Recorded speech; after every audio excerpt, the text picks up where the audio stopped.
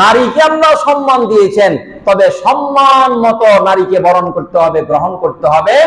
নারীকে মায়ের মর্যাদা দিয়েছেন, বোনের মর্যাদা দিয়েছেন, স্ত্রীর মর্যাদা দিয়েছেন। আল্লাহ রাব্বুল আলামিন বহু দিক দিয়ে নারীকে পুরুষের চাইতেও অগ্রাধিকার দিয়েছেন। বলেন সুবহানাল্লাহ।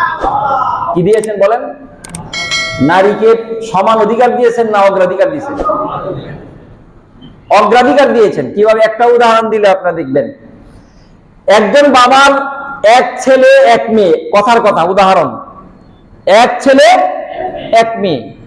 ছেলেকে বাবার লালন পালন করার কর্তব্য বা বাবার উপর দায়িত্ব কতটুকু?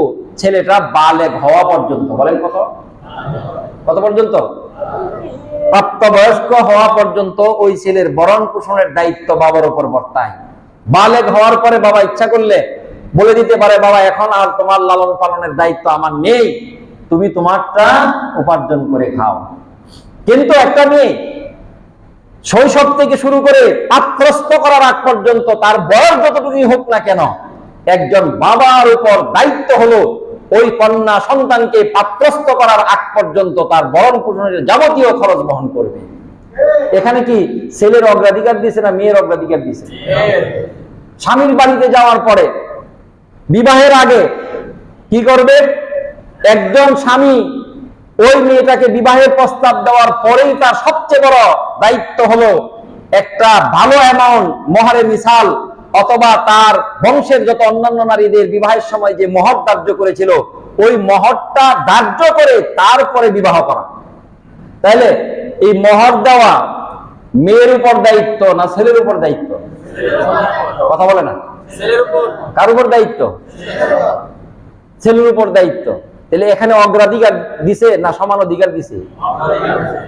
সমান অধিকার যদি হতো তাহলে ইসলাম বলতো যে ছেলেও মোহর দিবে মেয়েকে, মেয়েও মোহর দিবে কি?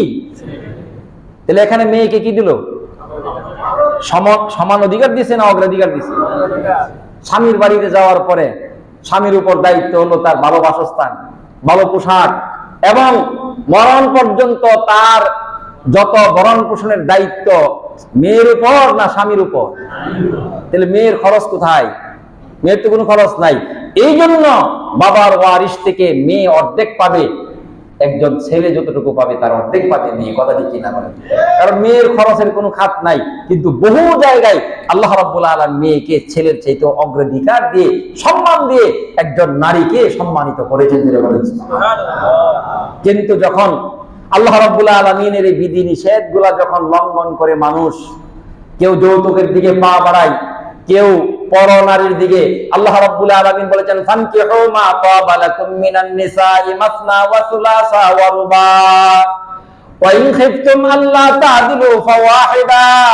আল্লাহ বলেন, হে পুরুষেরা, বিবাহ আল্লাহর নবীর সুন্নাত, আমার তরিকা, বিবাহের মাধ্যমে নারীকে মহব্বত করো। আল্লাহ রাব্বুল আলামিন ওই ঘরের মধ্যে জান্নাতের ফয়সালা করে দিলেন।